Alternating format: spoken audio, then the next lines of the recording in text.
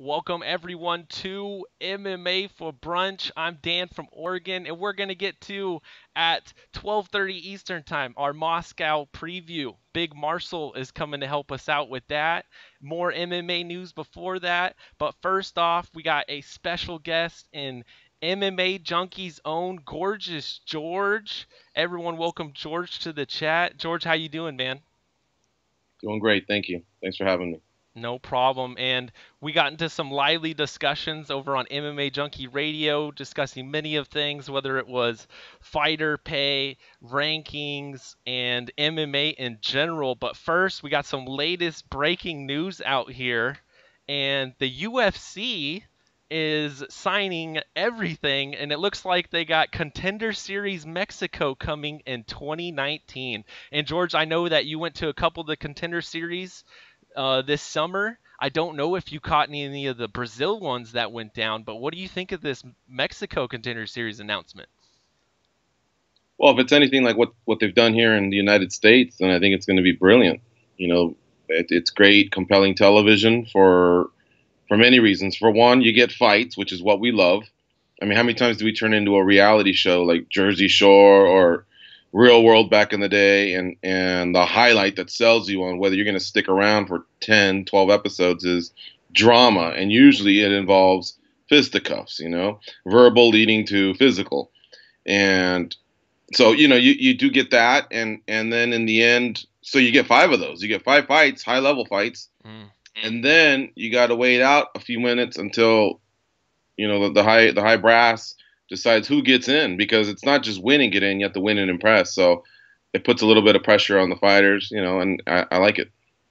Heck yeah, man. Contender Series has been delivering big time, just like PFL did with the excitement. You got to impress Dana to get into the get your contract, and then PFL they're doing the points based process over there, and so I'm excited for this. Do you think they're gonna do tape delay like they did Contender Series Brazil? Because I thought that was a huge mistake.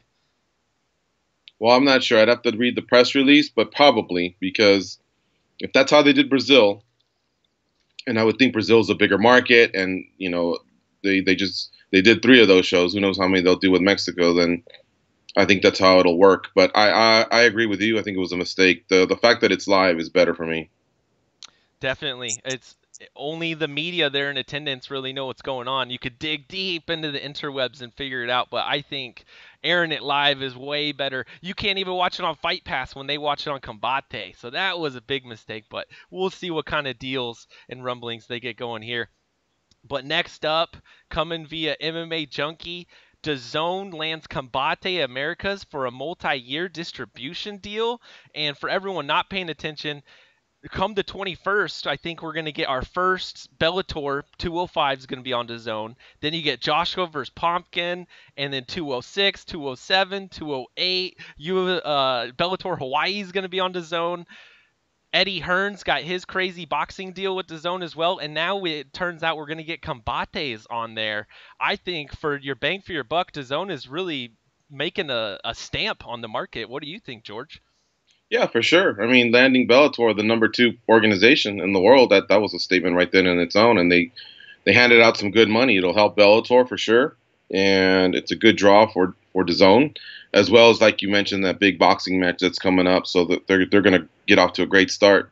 As far as combates, I've seen combates jump around a little bit with UFC Fight Pass, Univision. So let's hope that this is a permanent home for them, and hopefully it was a good payday for them. But I really want them to find a consistent home so that they don't lose any traction. Definitely. I know that they've been on what, like ESPN Deportes or something is where you could watch Combate. Well, the last one was Univision. I'm not sure if they have done ESPN Combates or Deportes before that, but the last one was Univision, and they bragged about all the viewers that they got, 3 million, 4 million. So I thought that was going to be a good home for them, but I guess not. Or maybe it's a distribution deal where they can do both. Who knows? Mm. Hopefully, because I know DAZN, a lot of that is just U.S. based. as far as everything that we're getting and the price and all of that stuff. So if they're doing some sort of a simulcast, which I think is what the WWE's doing, that's one of the biggest reasons they're so successful, is you can get that your cord cutter way online, or you could watch it on cable television. So hopefully DAZN gets Combate's going a simulcast route. I'll have to read more into this. But George, let's get into what I wanted to really get into. And first, I'm going to play a little clip here of MMA Junkie Radio, a little snippet of you and Goes explaining why fighter pay is low. And let's get straight to it. Still waiting on Jeff Neal. And there was one more thing on the tip of my tongue. I know what it was. That damn Dan again. All right, Dan. Running around in your head. The reason why the UFC only pays 10 and 10, and I don't know if they've graduated to 12 and 12, but I know they pay no less than 10 and 10, is because you are right. I can't. They made 10 and 10, and someone also got a bonus for fighting their ass off. It would change their life. It would allow them to get better. But again, buddy, the UFC doesn't need, out of 600 fighters, they only need about 50 to sell tickets, to sell pay-per-views, to get great ratings on television. The rest just fill. Now, one of those could become one of those 50, and one of those 50 with a few.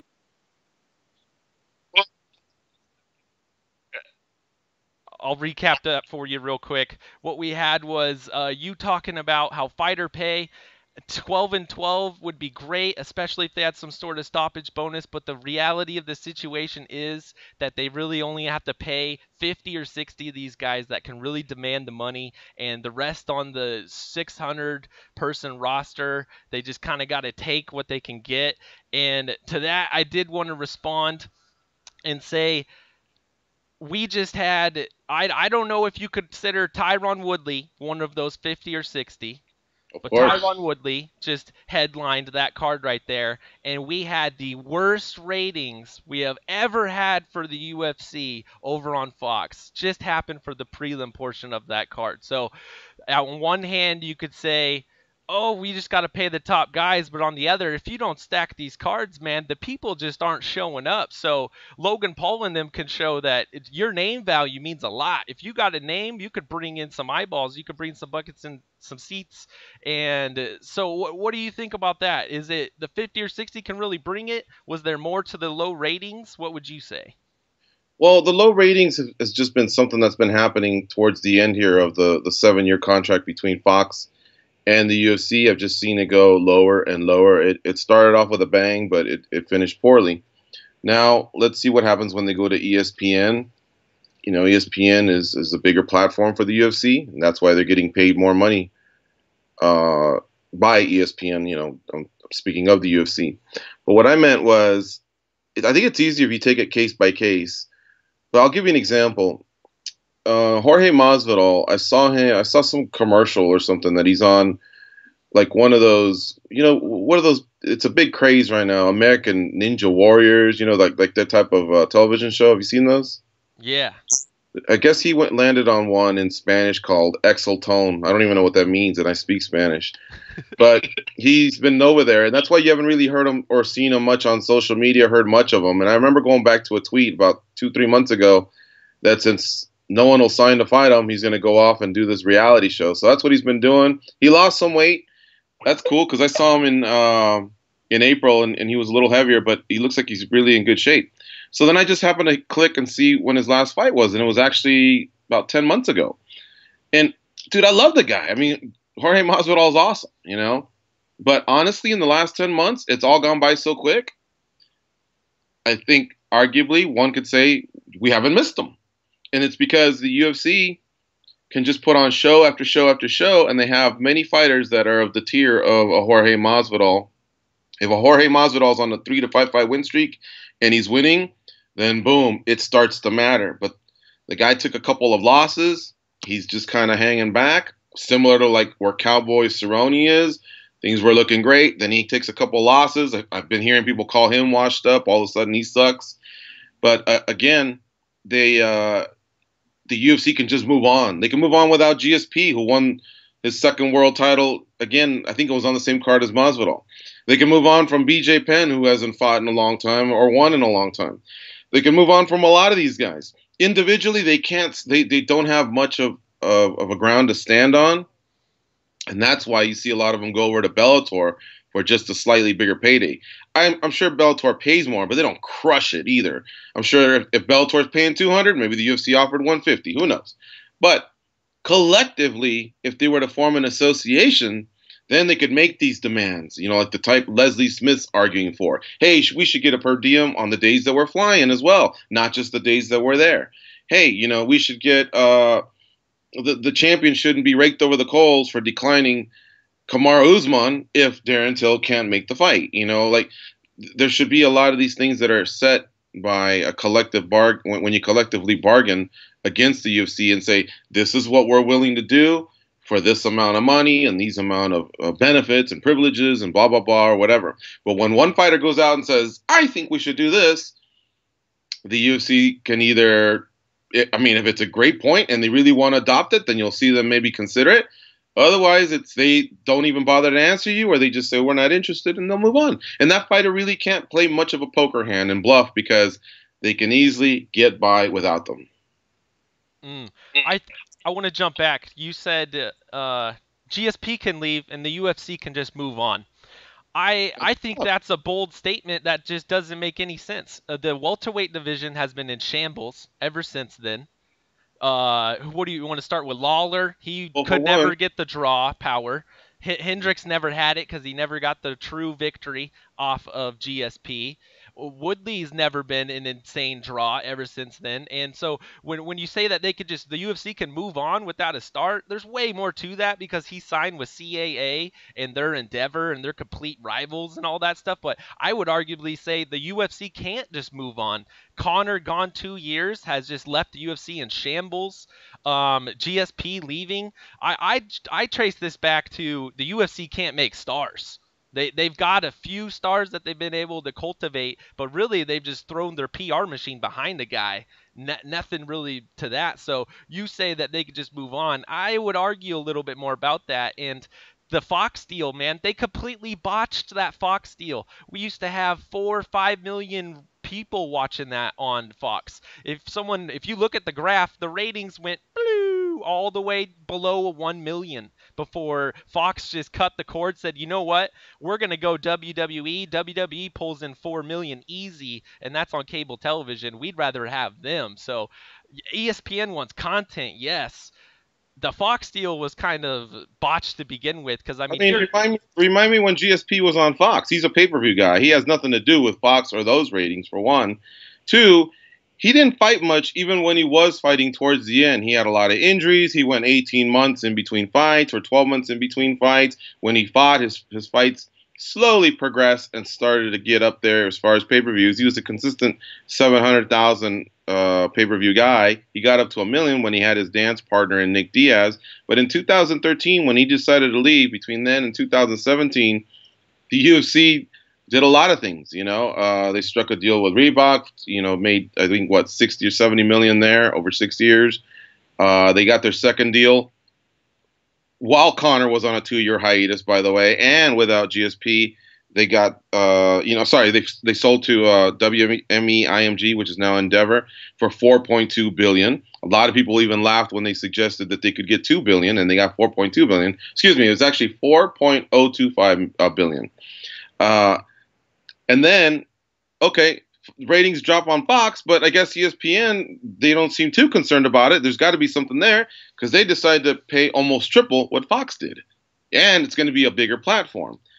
So like I say, what I mean by GSP not being there is the sport moves on, the division moves on. Has there been a greater welterweight since then? No, because I don't think Tyron Woodley has eclipsed GSP as the greatest welterweight ever. But the division moved on, the sport moved on, and the UFC continued to make money. In addition to that, they built their digital platform and Fight Pass, and that grew to about 500,000 subscribers. They signed these worldwide deals.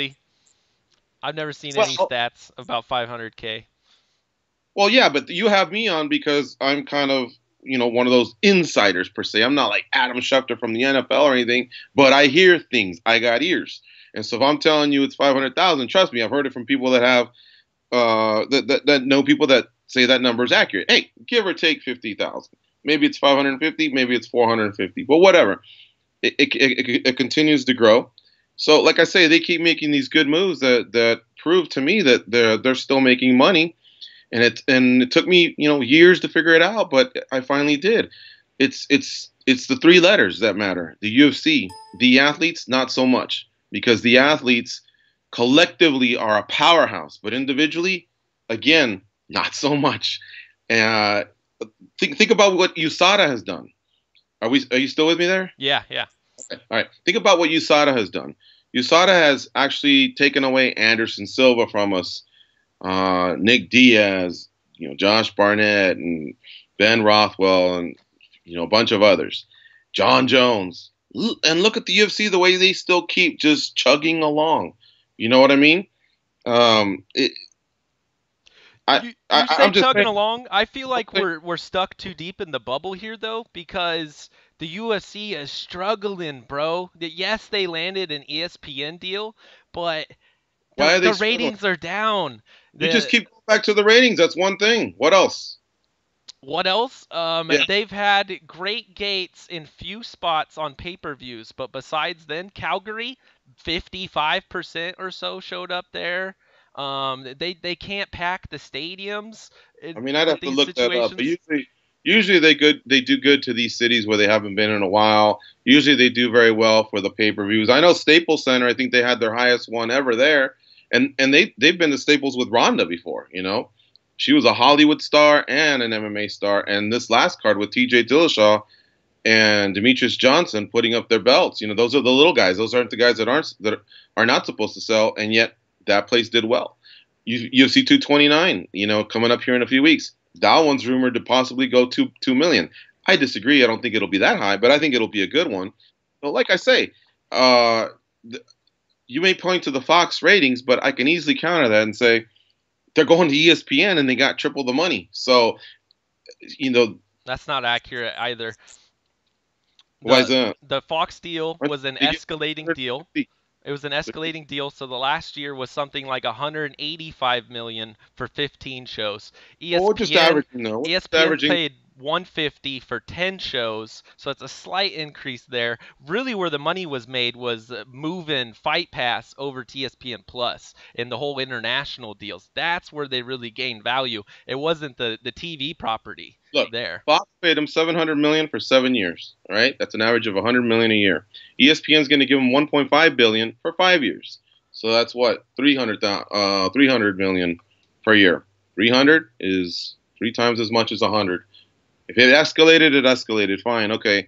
Maybe in the last year it wasn't triple, but it was just less of double. But either way, averaging it out, it was about triple the size of the previous deal. That's pretty damn impressive, especially with these declining ratings that you're talking about. I know. So when the UFC starts raking in 3 times the money and we don't see that reflected on the fighters' purses, I seem to want to call that, it is what it is. The UFC is the paying the most out of anybody. You're on my show. You're going to let me keep talking, George. You're muted right now, so... They signed the deal, they were paying the fighters less. Now they're paying them more. Is it a lot more? No, but that's because you want to see millions. You want to see 7 digits. You're not going to get it from all of those guys because individually they're not worth it. You see what I'm saying? But remember when Kevin Lee was on our show and he goes, I want 40 and 40. We started having Kevin Lee about 3 or 4 years ago on our show. And I remember him going, man, you guys don't get me on your show, blah, blah, blah. And he was in the middle of a contract negotiation. He goes, I want to make 40 and 40. And I want to fight Sage Northcutt. And then all of a sudden his career surpassed it. And now he's been $200,000-300,000 a fight. So just him alone, I know he's making more money. I know a lot of other guys that are making more money. So yeah, there's more money there. It's just going. I think what brought me here was you said something about, hey, there's a lot of people making 10 and 10. Yeah, I agree with you. Maybe they could make a little bit more down there. But those 10 and 10s, we don't even know their names. We don't even remember what they did or how they got there or anything like that. And why? It's because they don't bring much value to the card. Now, they can turn it around and go boom, boom, boom, 1, 2, 3. Like Jeff Neal, for example, he won at Contenders. He won his first fight, and then his second fight was an epic KO this past Saturday at Dallas. Now we're taking notice. He gets one more of those. Hey, he needs a bump in pay. You see what I'm saying? But a lot of these fighters, they don't do that. They may be on the losing side of something like that. So that's why the UFC, they have to see you know what you can deliver, and then they start paying more. Again, if they collectively bargain, they could all make more, but they don't. They stand alone. As a fan, I can't sit by and see that and not say anything about it and be like, oh, that guy's just not worth that kind of money. When in reality, look at Jose Shorty Torres. Dude was on Fight Pass. Dude made 10 and 10. His clip alone, not the UFC, not the whole card, not nothing about that. His clip of his epic slam made it on SportsCenter. You're telling me that 20K he got paid is what he rightfully should have got out of something like that? You're out of your mind. And the fighters making 10% of the money is not okay. It's not even close to okay. All the major leagues, oh, UFC's the major leagues. No, it's not. NBA, they pay 50%. NFL, they pay 50%. The lowest stat I've ever seen was something like 35%. And if you want to compare to a sport that is more like the UFC, then we're talking MLS. They both started approximately the same year. The MLS guys are employees and they make way more money on average, whether you're an entry-level guy or not, compared to the UFC. So yeah, it's partially the fighters' fault that they haven't collectively bargained. But when you go on a show and you don't just say it is what it is, but you actually go to bat for the UFC, why they should be making this little money, that's where I have an issue with it. It's not that the fighter pays low. I get that. That sucks. But to go to bat for the UFC and actually stick up for them, that's where I take offense. Okay, well, there's some things you said there that I agree with. You're right. It should be closer to the major sports, like 50% of the revenue that's brought in should be shared with the fighters, and it's not. I agree with you there. That number's gone up, but that's an alleged number that I don't even know how much one can bank on. They say somewhere between 10 and 20. Who knows? It continues to go up, but it hasn't matched what NFL, NBA, MLB, and the others are doing. Now, remember, those are organizations that are also, or those are those are sports, sorry, I should say, and sports leagues that are almost 100 years old, too. You're right in bringing up MLS. They're doing incredible, but, you know, soccer's popularity is just way higher than mixed martial arts' popularity. Going back to Shorty Torres, which is where you started, look, I like the guy. I've never met him in person. We've had him on our show. But if Shorty Torres never fights again, it's no big deal, really, in the MMA world, especially for the UFC. You see what I'm saying? So therefore, they're not going to pay him a lot of money because he's not a big deal yet. Now, if he has a bunch of those highlight reels, if he's a charismatic guy, if he becomes somebody the UFC feels like, wow, we need to have this guy to move forward, that's when the money goes up. Plus, let's not forget, a lot of these fighters manage themselves, or they have managers that are inexperienced, and they're not going to bat versus the UFC. Why? Because again, part of it's the sports news. Some people are just friends of, hangers on. My neighbor who took a class but didn't finish law school, but he took a couple classes. You know, he thinks he knows, and that's why you see there's been a recycle and a reshuffle of a lot of managers. A lot of them did well for themselves. A lot of them could have done better. Who knows? But this sport will continue to evolve, and the learning curve is going to be a lot steeper. We shouldn't wait to get to 100 years before we're doing what NFL's doing. It won't take that long. But at the same time, if you do want to put them side by side, that other sport, you know, those other sports have gone through a lot. You know, they went through strikes where they cancel seasons and things like that. Remember, blacks couldn't even play in the major leagues till what, the 40s, I believe. So this sport's going through a lot of growing pains, and hopefully these founding fathers, the ones through the 90s, the ones through the Zuffa era, and now beginning the WME, IME, or the Endeavor era, they will build the building blocks for the future generation. But the one problem is this is a worldwide sport. A lot of different cultures are involved. A lot of cultures don't even know what a union or an association is. And therefore, are you going to get them to stand there and hold your hand and stand in unity and fight for your rights? Maybe not. It's not going to be as easy as you think. Remember, they're just individual companies. Each fighter's like their own individual company, their own individual brand, and they're looking out for themselves. Yeah, I could see that. A lot of different cultures definitely coming together would be difficult. To that regard, though, I would say the best thing that anyone could say to any fighter is fight out your contract.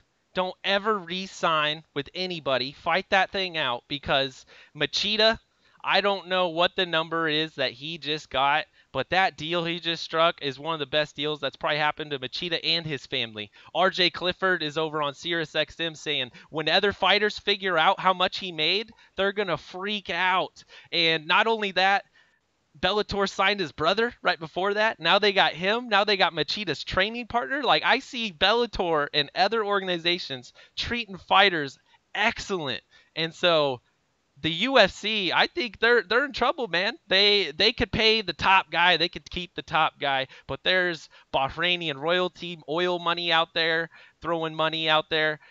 Bellator's got money to throw at people.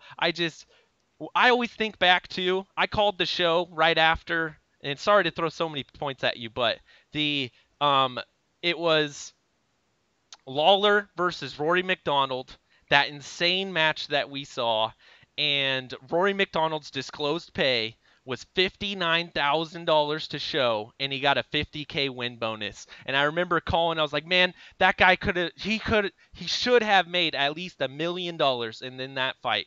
And you had said, oh, he's going to get a backroom bonus for sure for something like that.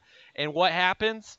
We actually get Rory come out and saying he felt disrespected because he didn't get paid enough for that fight. And where'd he go? He left for Bellator, man. So the UFC isn't the end all be all, and I would hope more MMA media would start thinking that way. Okay, let's close with this, and I want to come back on your show so we can talk more and not, because I have to get off here pretty soon. But since Rory's come over and Ryan Bader and some of these other big names, has Bellator's ratings gone up? And I know they're switching over to, they went over to Paramount, rebranded there, and then they're going to go to DAZN. But in that period of time, when they were just on Spike, was there this incredible ratings hike? Not really. You see what I'm saying? MMA as a whole, I think, suffers when it comes to television ratings. I'd love to figure out why that is. But, I'm not going to sit there and just throw that into your face and say that's why Bellator sucks or whatever, because they don't. I really want them to do good. I like what Joe Rogan said. When they push, when Strikeforce was pushing the UFC took notice. They wound up buying them. And Strikeforce proved that they had great fighters. A lot of them are champions right now in the UFC. But I believe in Bellator, and I hope they do well. But again, getting too caught up on ratings and these types of numbers and this and that as far as the downfall of an organization, I don't know, Dan. I think there's more to it than just that. I would say pay-per-view numbers going down too. That's another great. Okay, but what if I come on this show on October 9th, and then we're talking pay-per-views? We could talk the last 2-year average if we really want to put it into perspective. All right, and then what if we throw in 2016 where they had 5 that went over 1 million? Right before they sold, you got to make that last-ditch effort right before you cash in completely. So you use Conor and Ronda completely and just ruin that relationships with both of them. Who cares, right? Well, they didn't ruin the relationship. Ronda lost. I mean, what could they do? She lost. She didn't want to do media. She didn't want to come back and fight. They didn't ruin the relationship. Ronda lost, and she didn't know how to take those losses. Then Conor won, wanted to have a baby. Then he wanted to go to boxing. Then he wanted to, have fun and party on yachts. And I don't know that the UFC's had too much to do with that. Then he had the epic failed gangster move in New Jersey. Who knows? We both want fighters to get paid more. It's just it's got to be it's got to make sense, for the organization and it's got to make sense for the organization and the fighter. And that I like one thing you said, test free agency for sure, but some fighters just they don't want to do that. Look at Michael Chandler, didn't even get to free agency to find out what his value was. I guess Bellator automatically took care of him. Others go to that final fight, and if they lose it, well, all of a sudden they may not get what they were looking for. But brother, I got to move on as my show starts in 28 minutes and it takes me 15 minutes to get there. And I got to throw on something other than this scraggly white t-shirt. But thank you so much for having me on the show. Thank you for your contributions to MMA Junkie Radio. you're definitely one of our top callers, and I love our banter and all that. And hopefully you come out to Vegas sometime for a junkie gathering. Will do. Everyone tune in to MMA Junkie Radio every day, 10 a.m. Pacific time to 12 or what is that, 1 p.m. Eastern time. Tune in. Thank you so much for coming on, George. We'll definitely have you back. And by the way, White Man Can't Jump, still one of my favorite movies, man. You did great in that. Oh, always, always. Jay Smooth is my co-host. Make sure to tune in next time. Thanks, George. Peace. How about that? What an interview there from Gorgeous George. Getting a little heated there as he sticks up for the UFC and how underpaid they are. I don't exactly think that's right. I guess when you've been in the game so long, you see so many things that maybe you just become a little bit numb to everything. So maybe that's just what's going on there. But from one guest straight to the other, we're going to go. And now we're going to bring in Marcel over there from MMA DNA, one of the best follows on Twitter. If you want to get all the latest fight announcements and all that great stuff, let's get Big Marcel on the show. Marcel, how you doing, man? I'm doing great, man. How are you doing? Oh, I am fantastic. Just had a great chat about some of the latest news, and now I'm ready to get into UFC Moscow with you. Awesome, yeah, looking forward to it. I just watched it with you the first 30 minutes. Fantastic, nice. I didn't quite get to all my points I wanted to, but that's how the show rolls. You only get so much time. So we'll move on to Moscow now, and let me get everything pulled up here. First off, let's start on MMA Junkie John is already down there on the scene, and I believe Jim Edwards as well. I think I saw him on the scene, and they've already got photos of Media Day. We got Mark Hunt and Alexei Oldnik out there doing their face-offs, and then bro hugging each other. Man, it was quite the moment out there. I enjoyed it. What did you think, Marcel? Yeah, great, man. I'm really looking forward to this fight, to this card, and yeah. I can't wait to preview it, man. Right, all right. Let's see if I can get it pulled up here. All right, so we'll go through it this way. And why don't we do this? We're going to start off at the very bottom of the card. And the two fighters on this card that don't hail from Russia, this is the only one where it's not Russia versus the world. And Maribek is taking on Tyrion Ware. And how do you see this one playing out? Yeah, Marab is a guy from Sarah Longo team. He has some good wrestling, man. I think he's 0-2 in the UFC, but he should be 2-0 in my opinion. I think he got pretty. Robbed is always such a bad thing to say, but he should have won against Frankie Sainz, I think, and he also should have won against Ricky Simon. Although people say he was out, I think he was out 1 minute before the fights ended.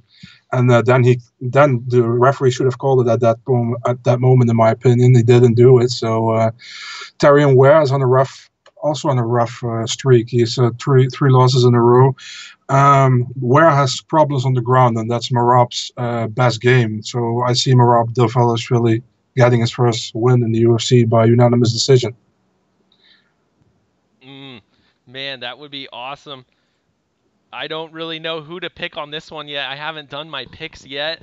So you're picking Marab, the 7-4 man from Georgia, to come here and get the thing done. And I guess he is the local guy, being kind of from that Caucasus area there. But then we move on to is Ramzan Ameev? He had a change of opponent, is what I've noticed here. And now he's taking on Stefan.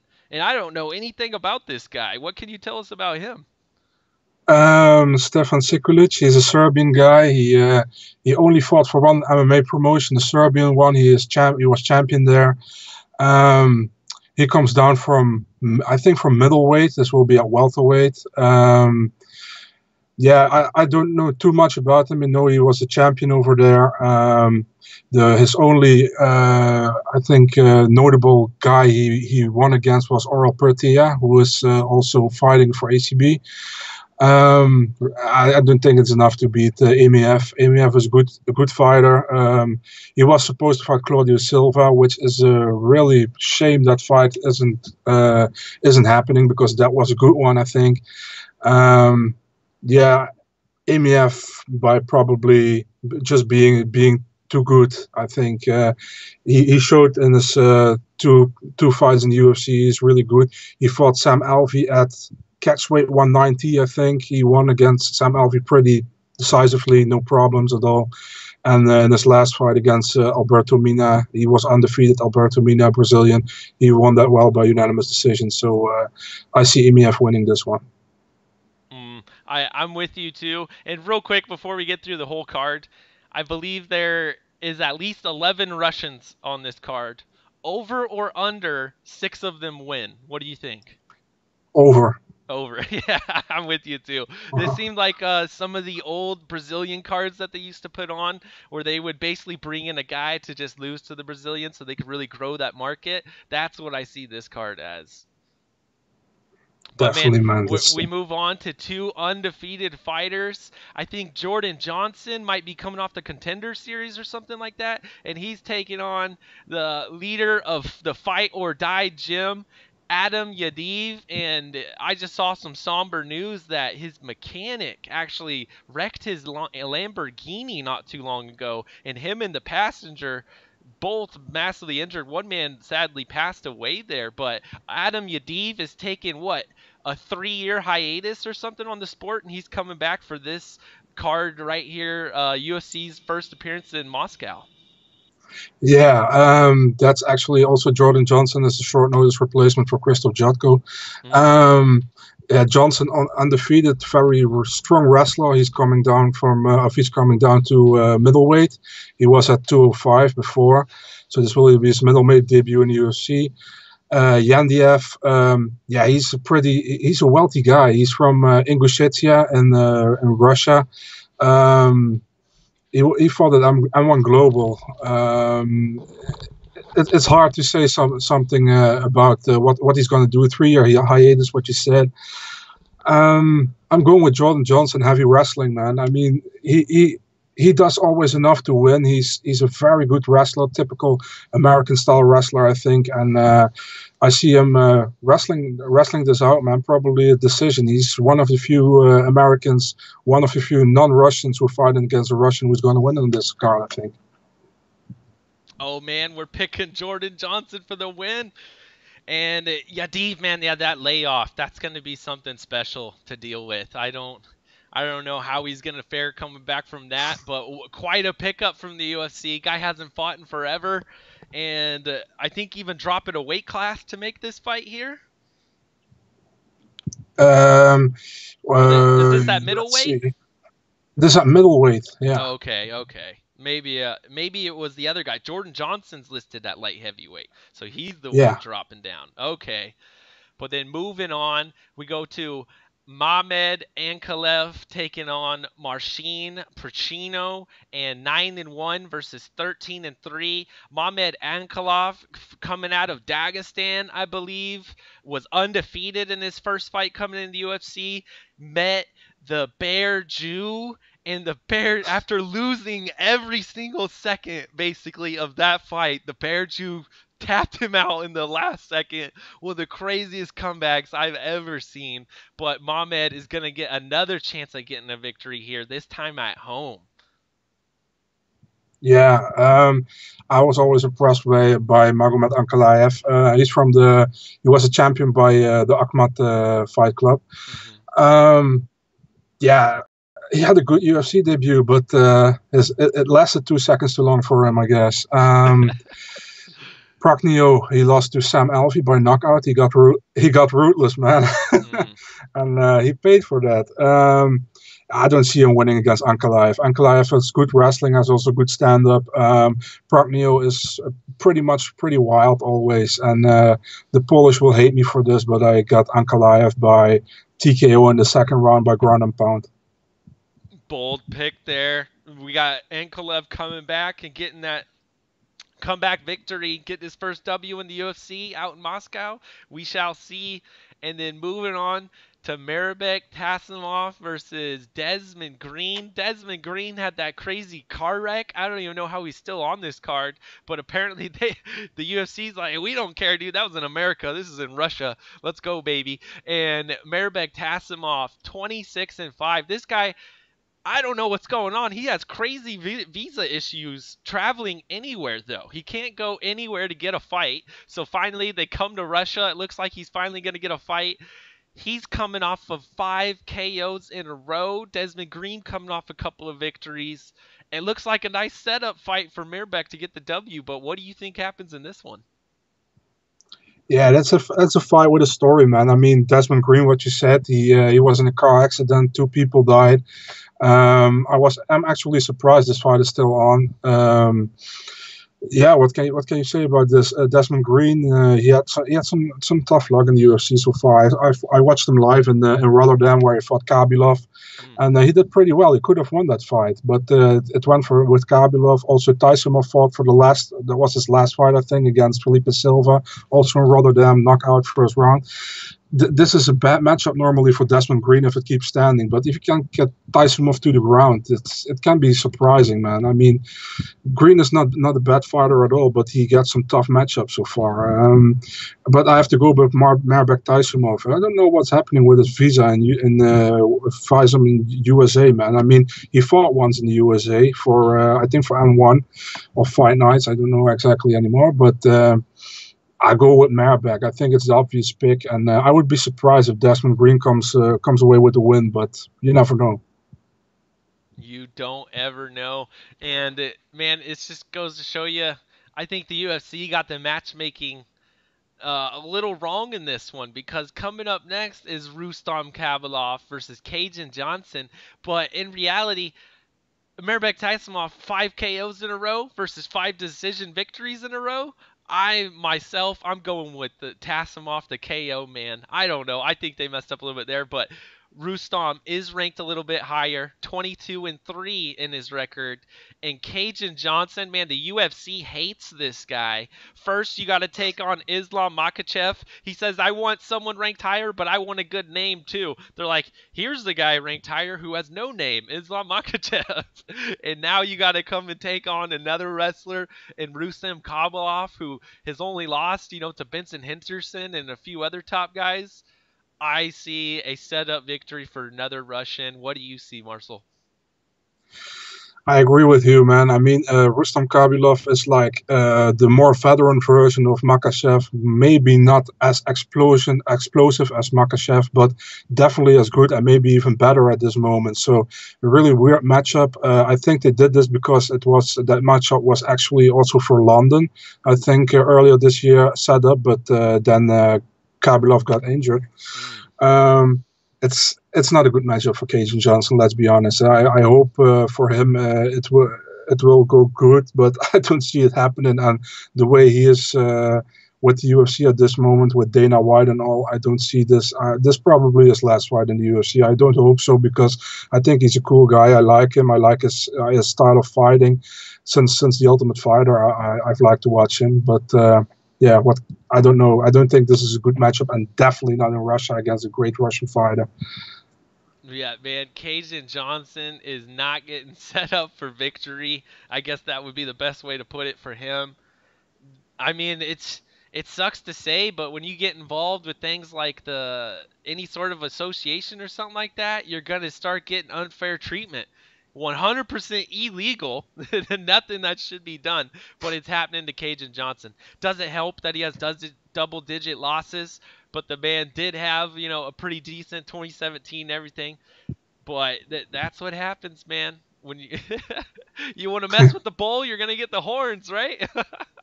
Pretty much, yeah, true. Oh my gosh! And then moving on to the prospect coming out of ACB, Peter Young. A lot of people really high on Peter Young. No one wanted to fight him, dude. No freaking bantamweight wants to come over to Moscow and eat an L against such a good young guy. But Jim Soon Sung gets the call over from, I think, South Korea, and he's got an excellent record as well, and he's going to come in here. So no matter whoever wins in this one, they're definitely potentially trying to set up Jan. But what do you see happening here? Honestly, I know nothing about Jin Soon Sung. Jinsu Son is the deep champion in Japan, but hasn't fought the quality of opponents that Jan has fought so far. I don't think he ever fought a guy like Jan. Yeah, this is pretty much, I go with Peter Yan, and probably by TKO in the first or second round. Jinsu Son is also the protege of the Korean Zombie. So that's maybe interesting to know, but yeah, come on, man. I think it's pretty bold pick if you go for a Jinsu Son here. But hey, man, you never know. It's MMA. But I see Peter Yan getting this win in front of his home crowd. Oh man, Peter Yan, one of the 6+ that's going to get victories over in Russia, is what Marcel's predicting. And Marcel, tell me your Twitter real quick so I can get it on the screen for everybody. It's at BigMarcel24. 24. I didn't know the numbers, so there we go. Now we got it up for everybody. Boom. All right, and then next up we got Khaled, who is coming in. I think this is a short notice. Very short notice, yeah. Against CB Dalloway here. The Doberman. And the Doberman was taking on someone else with a funny nickname. I don't know, Khaled. Tell us about this man. He's a Fight Nights Global guy. He's pretty solid, a good fighter. He's pretty much, he has got heavy hands. He fought for the title against, I think, Alikhanov, I'm not sure anymore, but he lost that fight. But that's his only loss in his last 6, I think. He's a pretty solid prospect. He gonna bring it to CB Dalloway. I think CB Dalloway can use his wrestling. Maybe he can top him, but I don't see it happening. To be honest, I mean, CB is kind of struggling. I know he has a 2-fight win streak right now, but the last one was like a DQ against Lombard, if I remember correctly. Yeah, Murtazaliev is gonna win this fight, I think, and if it's not by late stoppage, it will be by unanimous decision. There we go. There's the pick here. And that wraps up the prelims for us. And so now we can move on to the main card here. And, man, I think they came really strong over here for Russia. I hear a little bit of chatter about, oh, this card ain't that great and everything. I'm like, man, you don't watch Russian MMA. You literally don't, because this is stacked full of M1 talent, Fight Nights Global talent, some local ACB talent, and all that stuff, man. So I love it. And starting off, a man who I mentioned on MMA Junkie Radio as a welterweight. It's like when you guys talk about the greatest welterweights in the world, put this guy in your pocketbook. Alexei Kunchenko. What is he, 18 or 19-0? And he's coming in to take on Thiago Alves. And this is, hey, here you go. You get to fight a veteran with a really good name, maybe get the W, and I think they set him up greatly for victory over here. What do you think? Yeah, definitely, man. This is also a fight I'm really looking forward to. Alexei Kunchenko, great, he's in the UFC now with that deal between M1 Global and the UFC. Yeah, what can I say? He's also a very exciting fighter to watch. Thiago Alves, pretty much, he's a veteran. He will be a tough fight for him. But, man, Kunchenko, I'm not going to pick against him. He was impressive in M1 Global. He was the champion there. He come now over to the UFC. He's 18-0. I was really great fights. He fought Bogatov, and I forgot the last one he fought, but that was also pretty impressive. I'm going with Kunchenko. Probably, I'm going with a decision win. Alves is tough, so I'm going with a decision win. And I agree with you just about 100%. Maybe he gets the finish over Alves because Alves is just a little bit undersized at 170, but I definitely think Kunchenko is going to show out big time here. And then we move on to the heavyweight division. Andre Arlovsky, the Pitbull, coming in. We got a lot of dog nicknames on this card. Taking on Shamil Abdurakhimov, or as the Black Beast would say, Abadugabiga.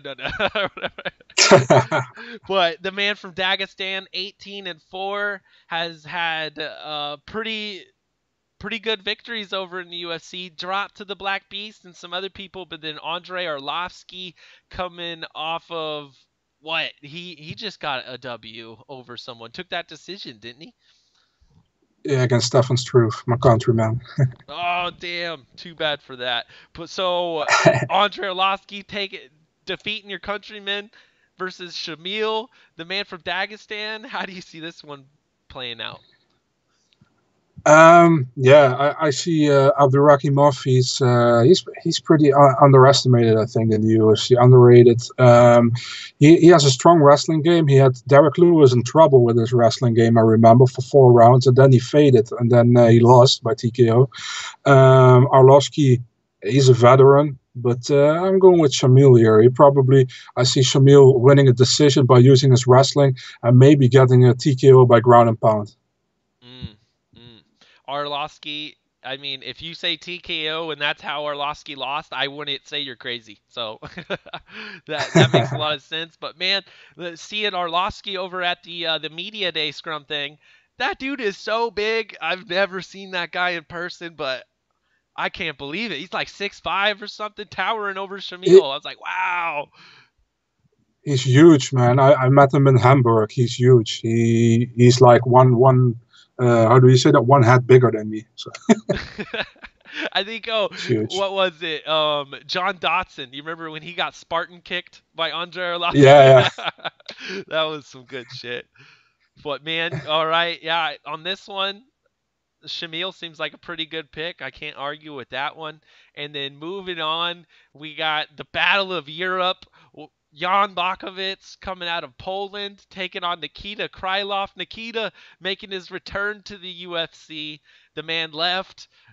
I don't know, one of the guys kind of like Einstein and others where the UFC didn't want to pay him a lot of money. And he's like, all right, let's go back to Russia. If I'm going to make the same amount, I might as well fight at home type of thing is what I saw. But Nikita Krylov gets 4 victories, 3 in Fight Nights Global. And I think the belt and the UFC welcomes them back with open arms. They said, hey, you guys having a little bit of financial trouble? We'll take Nikita Krylov off your hands. That'll help you out a little bit. I think Nikita's getting set up for a victory here, but Jan is not anyone to sneeze at. I've seen him steadily improve since joining the UFC. What do you think is going to happen, Big Marshall? I'm going with Krylov here. It's hard because this is pretty much a fight I'm talking about because Blachowicz has done so well in his last couple of fights. He was on a really bad streak. I remember like 1-2 wins in 5, if I remember. But he's doing well. He won against Manua. He got that loss back with an amazing fight. Was that in London earlier this year? Nikita Krylov, he got the Fight Nights Global title against Maldonado, also ex-UFC fighter. This is a hard one, man. I'm going with a split decision win for Krylov. Nikita's going to have a hard time getting it done. Nicky Frills, as they like to call him, over at the co-main event. And people are high on the minor. And me as well. I'm going to take the Ukrainian to get it done.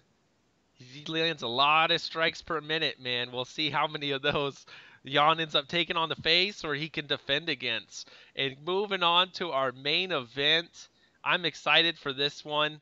Mark Hunt versus Alexei Olnik. And oh my gosh, Alexei, the boa constrictor, they're bringing him home. At first, it looked like they're trying to feed him Fabricio Werdum. So the guy who beat Fedor can come back to Moscow and get submitted.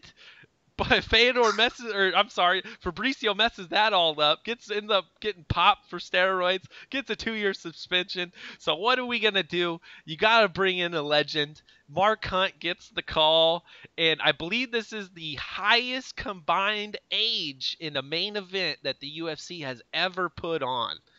I'm actually excited for this. I don't know how it's going to get finished, but there's essentially zero chance this is going to go 5 rounds. What do you think, Big Marcel? Yeah, I think the same. I also don't hope it goes 5 rounds. Beside that, I see Mark Hunt probably knocking him out in the first round, to be honest, because Alexei Oleinik has to come close to get him to the ground, and if you're gonna trade with Mark Hunt, he's not gonna win that trading with Mark Hunt, and if he gets him to the ground without getting touched, he can win that fight, of course. But my pick is Mark Hunt, first round knockout. Mark Hunt, first round KO. Is it going to be a walkaway KO? Yes. Yes. We're going to bring back the classic Mark. That's what Big Marcel thinks, and you know what? I don't know. That sounds like a great possibility. If you're telling me Alexei's gonna get another Ezekiel choke, we might as well call it the Olenek choke at this point in time.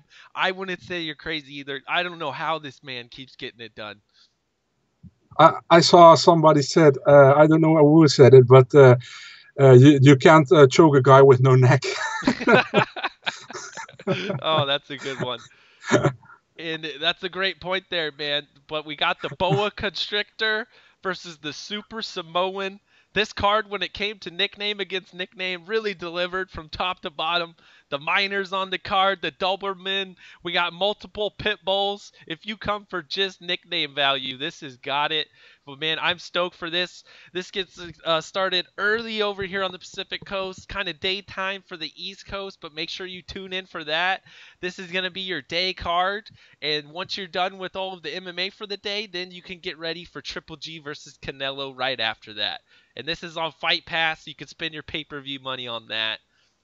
Real quick, Big Marcel, why don't we get a Triple G versus Canelo pick from you? Because I'm not really into boxing, so Well, I can give you one, but it doesn't matter, man. I mean, I'm not have done my research on it. I'm not really a boxing follower, to be honest. I respect it, but I'm not really a follower, to be honest. me neither. I'm the casual boxing fan. You get something real big, and I'll finally tune in. I watched the last one. I watched Triple G win. They totally stole it from him and gave him a draw. Hopefully, Triple G can get it done this time without getting robbed from the judges. So not much of a pick from me, just my or a preview, just my prediction, my pick there. Well, Big Marcel, no, Is go ahead. Adelaide Bird a judge? Is Adelaide Bird a judge or not? Oh, I hope not. I don't think she's allowed anywhere near the arena during this one, just in case. Good. Well, guys, if you like that UFC Moscow preview, be sure to give Big Marcel 24 a follow on Twitter. Stay tuned for all of the latest fight announcements. He does the best job. Oh no, he does the best job putting together the side by sides, a nice little visual for you to look at. So be sure to give him a follow, and all the latest greatest European news. Be sure to give Big Marcel a follow. Any last words for the people? Anything you want to plug? I first want to say thanks for having me, man, and a really pleasure to be on. Yeah, I want to thank the guys from MMA DNA, Michael, Stefan, Thomas, Edwin, Ben, and Leonard. Big love for you guys, much support, and I wish you all the best with the podcast, man. I really enjoy it to be on, and I watch it often. So do what you're doing, man. Thanks for having me on, and keep it going. Thank you, thank you. We'll definitely have you on in the future for some more previews of whatever's going on the other side of the pond over there. And that's it for MMA for Brunch today. If you guys like what you saw, hit the like, hit the subscribe, follow Big Marcel on Twitter. Thank you for Gorgeous George. I'm getting tongue tied now for coming on the show from MMA Junkie. Watch that every day, 10 a.m. Pacific time to 12 Eastern. And until next time, back to you sickos. We're out of here. Peace.